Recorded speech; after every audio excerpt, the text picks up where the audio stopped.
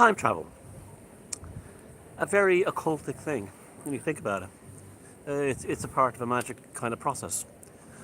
So is space travel. And you saw my other videos about space travel. I don't think space travel gets enough uh, insight in terms of its psychedelic and its supernatural and its magical qualities.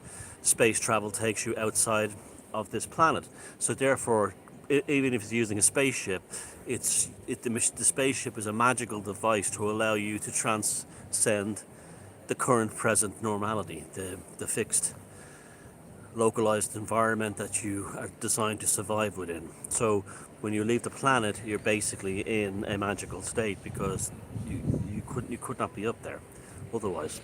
So, and also you're outside things like the Earth's rotation, the effect of tides on your body, and this kind of thing. Now it's time travel. Now, very interesting idea. It's we all know that time is only linear within the clock speed of our own cognition. That time is basically a quantified construct that doesn't really exist, except that we need it up here. And the earliest clocks what we ever had were the female menstrual cycle, then the seasons, but they would fluctuate. The tides and the rotation of the moon, which also affected the woman's menstrual cycle, and the tides. That's why the moon was so central to early forms of religious ceremony. Now, time travel. Let's talk about it in terms of technical thing. It sounds like it sounds like it would just be a matter of getting in a space in a time like a Bill and Ted thing, or H.G. Wells, the time machine. Get into your time machine if they ever built one, and travel back and forward in time. But there's a process here that's interesting. There's two ways of looking at it.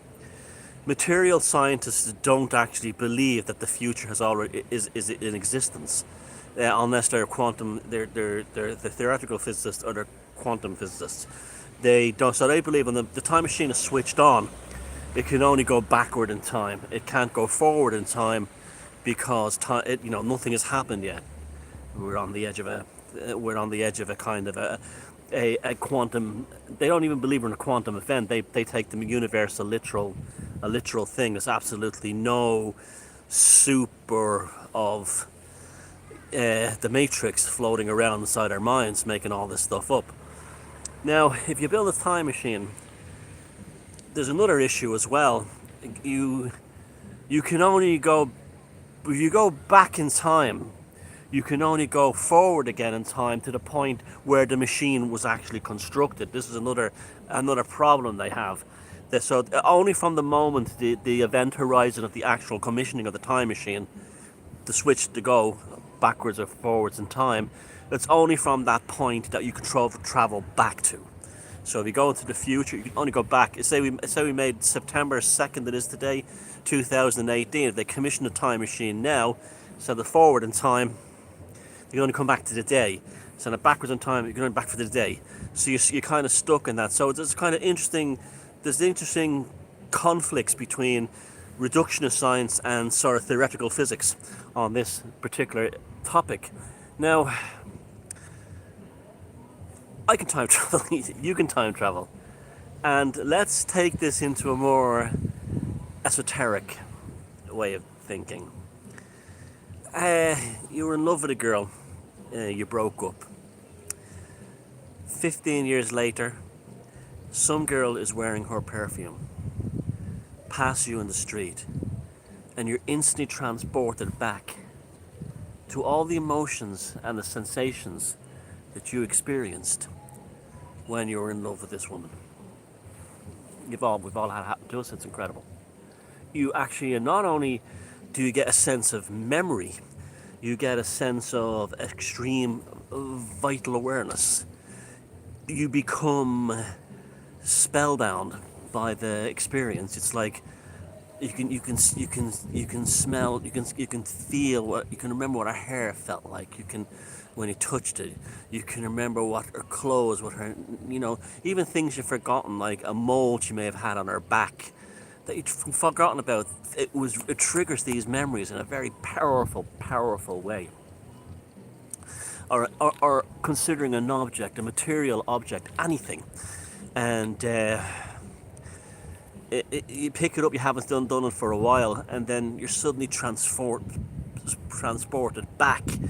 Well, this whole thing of grown men who collect model trains or collect model cars or toys from their childhood, and people say things like, "Oh, they're men who don't want to grow up." That's complete bullshit, because these men are of families and wives and are members of society, and they're playing in society. What they're looking for is the time travel. They might, they have a sudden flashback to the first time they went to the model train shop or the model hobby shop or the anything, or looked in catalogs of Matchbox die-cast metal cars. That's time travel. They're suddenly transformed back. It's because there's two interesting ways of looking at it on a psychological level. The first one is they don't like the future. Like, a lot of people don't like. Are not happy unless you're a transhumanist. They don't like the future. On the other hand, it's they don't want to grow old as a person. But I don't know if that's true. That is because men start doing this in their 20s. It doesn't happen in their 60s or anything like that. And also, it's because there's a certain magical vitality in being a child that adults don't have, and this is a way of triggering it for them. That's this is here's the word trigger today is used in a very always in negative senses, but in a positive sense, it triggers time travel of the emotionals, of the psyche, very deep, very powerful, very, very powerful, and that's another way of time travel. Now, being a sort of like a weirdo from the 90s, I was actually suffering from a kind of dissociation back in the 1990s. On one hand, I was working for Wall Street and other investment banks. On the other hand, I was involved in these weird groups, these oddballs of hackers and, you see my videos from when I played in bands and stuff. That was the scene I was into during. That was my nighttime scene, and I actually had a dissociation in my brain. Was the Wall Street side and the fucking Lower East End New York weirdo side, which is probably, that's my default state. That's why you're probably watching these videos today.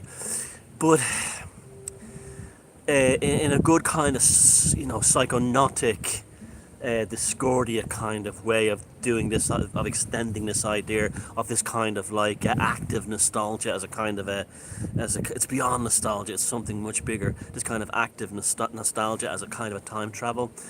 There's some websites.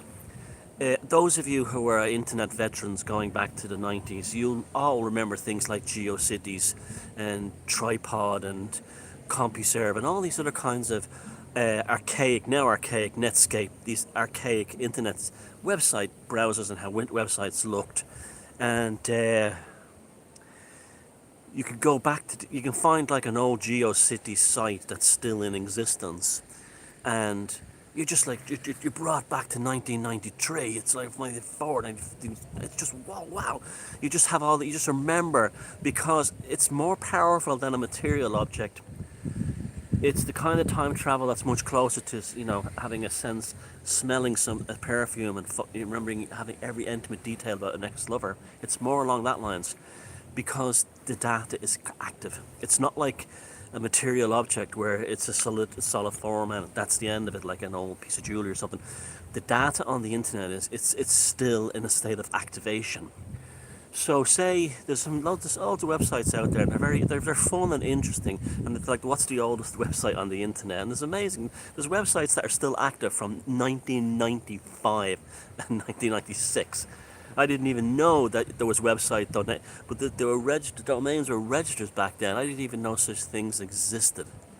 But they do, they're out there.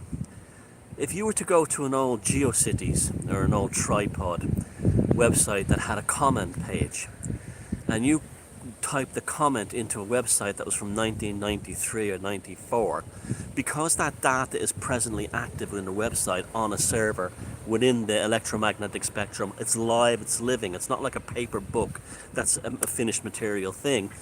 You're active, and especially if the website has not been updated for years. Say the last time it was updated by the person was 1997, right? So you type into the comment form and you submit a comment. You have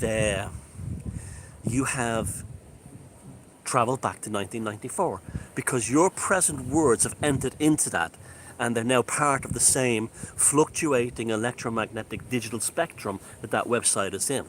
That's time travel. You've traveled back in time to the last time that site was updated.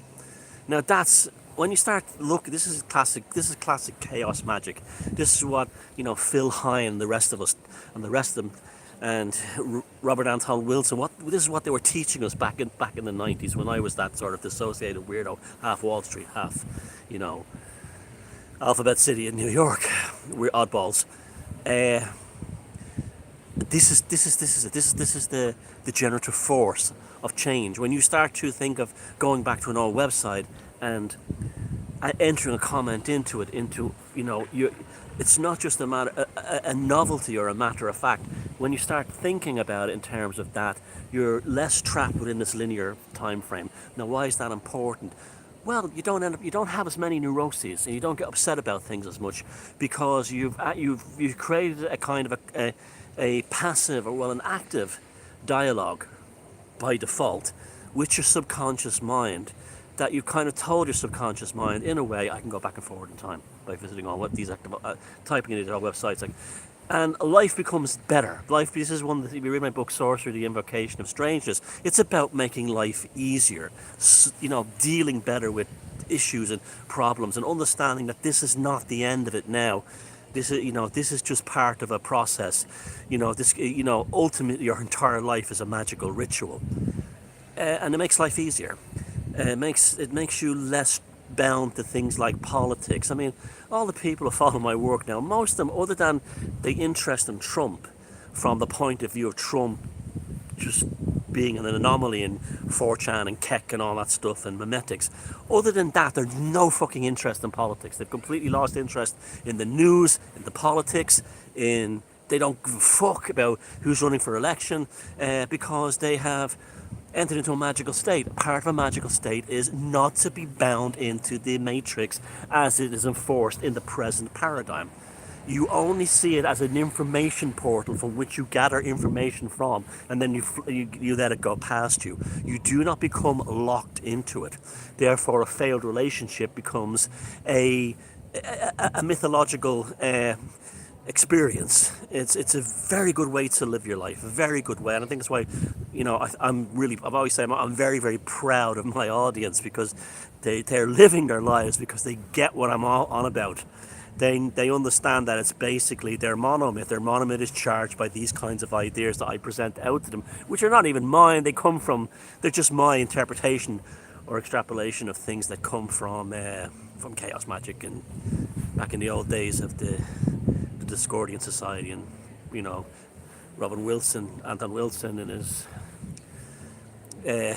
Illuminatus trilogy, or these ideas were laid out years ago, back in the night, very important period in development. Now, speaking of Trump, he actually forced that piece of shit John McCain to communicate from beyond the grave, because if you someone posted bits of John McCain's bizarre funeral last week of this crazed warmonger, and the whole funeral was about getting at Trump. So even in death, John McCain had made sure that his funeral could be, about Trump. So he kind of travelled forward in time, but he travelled forward in time as a profane and unclean, because all he did was feed Trump more energy.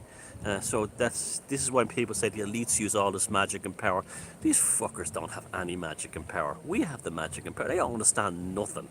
They understand nothing. That's the McCain thing. They're all Christians and Jews and atheists, and they don't have magic in them. They're secular versions of these Abrahamic religions. I mean, it'd be one thing if they were Kabbalists and stuff. They're not. They're idiots. They don't have any magic in it. They don't have any sorcery. They don't have nothing. We have it. And that's why it's one of the reasons I'm done with the whole these truthers and everything. The elites have all the magic. No, they have. You have the fucking magic, not them. Wake the fuck up. So so time travel. Consider these ideas. Think of other ones that might be applicable to these. Things. Like analog electronics stores information, so you have in a very different way than the digital formats. So an album, you think of something like that, a master disc that's been pressed, or even a cassette tape of your kid, analog now, in time, that's brought back and played again on an analog machine, or even if it's brought back and played on a digital machine, it's a thing from the past. So remember, nostalgia is actually a form of time travel. And sensuous memories are the most powerful form of time travel of all until we invent time machines that actually work.